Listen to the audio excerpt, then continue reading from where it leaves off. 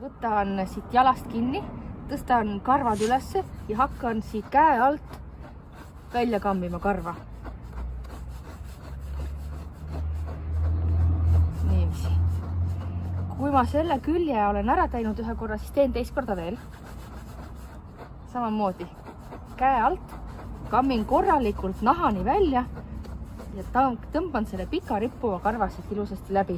Kui ma alustan kammimist, siis ma võin lihtsalt tõmmata ka niiviisi ülesse esialgu kõik karva ülesse, siis võtan käe, hoian seda karva kinni, mis seal üleval on ja tõmban siit alt välja niiviisi.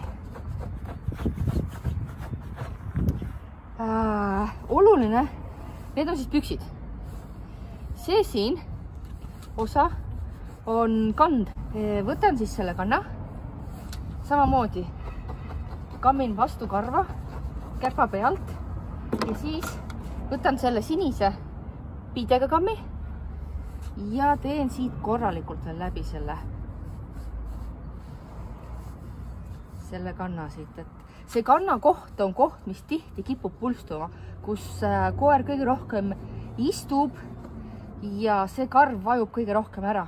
Seetõttu on see oluline siit läbi kammida, et ma kammin siis külje pealt, teise külje pealt ja alt ülesse. Niiviisi. Siis pükste puhul praegult Biancal on seda õige pisut näha, kuidas pikemad karvad siin ripuvad. Ühel hetkel, kui on täis karvas koer, siis mõnikord kipuvad need püksid selliseks pikaks ja rippuvaks kasvama.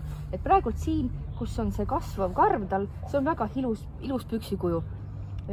Ilus koer, ilusad püksid, et kui tahate pükse korrigeerida, siis kätega lihtsalt kisute neid rippuvaid karvu siit niiviisi välja ja teete ta selliseks ümmarguseks, selliseks kumera kujuga pepuks.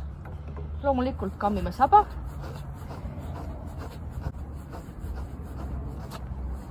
Öeldakse, et sabakarvu tuleb õrnalt kammida, sest sabakarvad taastuvad aeglaselt. Jah, nad taastuvad ka aeglaselt, aga kui just teie koera sabas ei ripu, siis kammiga neid karvu te väga palju välja ei tõmba, et pigem on see sabaga mängimine see, mis neid karvusid välja tõmbab. Et siis mina kammin kaunis julgelt ja tegelikult võiks ka selle sinise piidega kammiga siit siis läbi kammida niiviisi, et korralikult oleks saba läbi kammitud, sest tihti, mis viga tehakse, on see, et saba jäetakse pusasse, et saba ei ole läbi kammitud korralikult. Just, see meile ei meeldinud, eks ole, niiviisi. Kammisime saba läbi, nüüd siis võtame keha ette.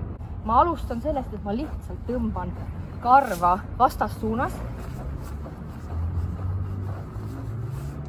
ja siis hakkan siit jälle tagasi kammima. Nüüd ma katsun, et siin pepu tagaotsas on juba päris tugev karv, et ma võtan nüüd siia selle sinise. Ja hoolikalt jälle nahani kammin läbi, nii et ma võtan käe, lükkan karva taga teises suunas, vastassuunas ja kammin sealt alt välja siis karva hoolikalt. Siin on jälle vaja valget kammi. Bianca, ole hea, seisa nüüd.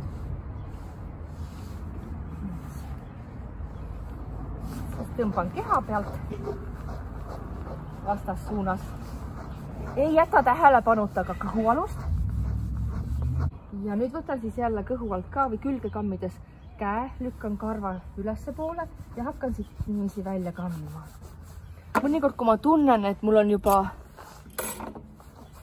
mingi osa päris hästi läbi kammitud, siis ma võtan ja lükkan ta uuesti ülesse ja võtan siis selle sinise kammi, et veel kordada nagu väga-väga õhuliselt läbi kammida. Seda te saate näiteks teha ka nii selles olukorras, kui on vaja kontrollida nahka, et kas naha peal on mingisugune lööve või põletik, siis te saate kasutada seda sinist kraasi ja hakata niiviisi sentimeeter haaval tasakesi kammima siis seda karva lahti ja vaadata, milline see nahk seal all välja näeb. Kellel on föön, siis selleks saab kasutada ka fööni. Aga kammin siis niiviisi jõuliste liigutustega seda karva siit erinevates suundades ja ülevalt alla kammin läbi. Siis, kui ma olen keha ära kamminud, siis ma lähen esimeste käppade juurde, mille kohta öeldakse siis lipud. võtan käpa ja tõstan ülesse ja hakkan siit jälle lippu välja kammima. See on see koht, mis kõige vähem meeldib meile. Niiviisi või siis toetan käe siia käpa peale, tõmban karva alla ja hakkan siit käe alt niiviisi välja kammima. Ei unusta käpa pealset, jälle meile ei meeldi see. Pean kakkima. Tõmban ka selle läbi. Ja lipud on kindlasti see koht, mille ma teen läbi ka selle sinise pidega kammiga. Et korralikult pusad välja saaks. Kanna pealt, või siis küünarnuki pealt üks pusade tekkimise koht.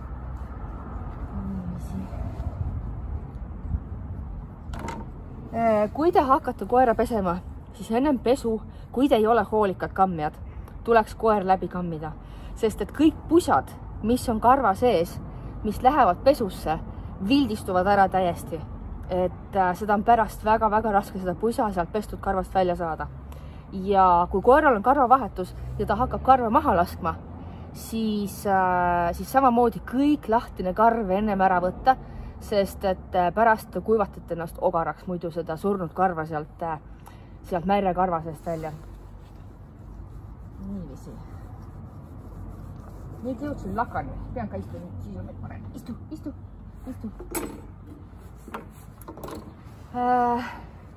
Laka jaoks ma siis kasutan seda tugevamat kammi ja hakkan jälle, lükkan käe ülesse ja hakkan siit hoolikalt ja tugevalt, nii et ma näen siit, kui ma käe alt karva välja tõmban, ma näen roosat nahka, hakkan seda karva siit välja kammima. Niiviisi. Alguses võin jälle vastas suunas teha.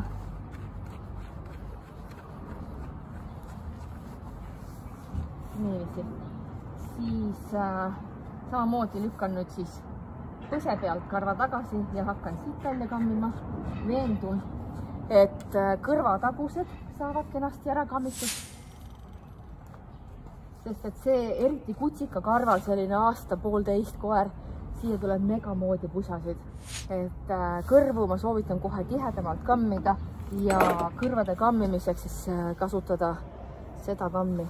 Võtan lihtsalt kõrva, hoian kõrva tipust ja lükkan siit nii tagasi, et saaks kõrva pealt kammitud, kõrva kõrvalt kammitud ja kõrva tagant kammitud. Niiviisi. Praegu, kui ma kammin, siis ma kammin oluliselt kiiremini kui teie kodus kammite. Istu. Et tegelikult selline kiirkorras kammimine, aga kodus läheb see ikkagi natukene põhjalikumalt soovitan teha, kui ma praegu siin videos teen. Võtan rinna pealt jälle. Jõuan ülesse kõrvadeni.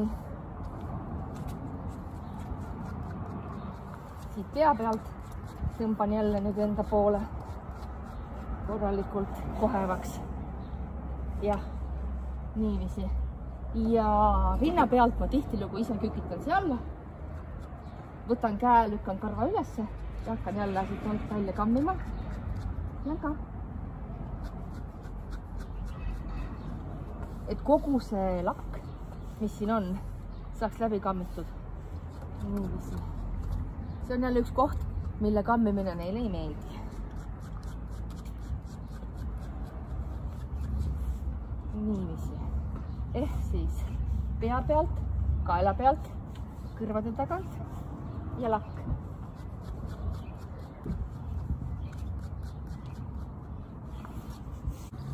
Vot nii. Tubli Bianca!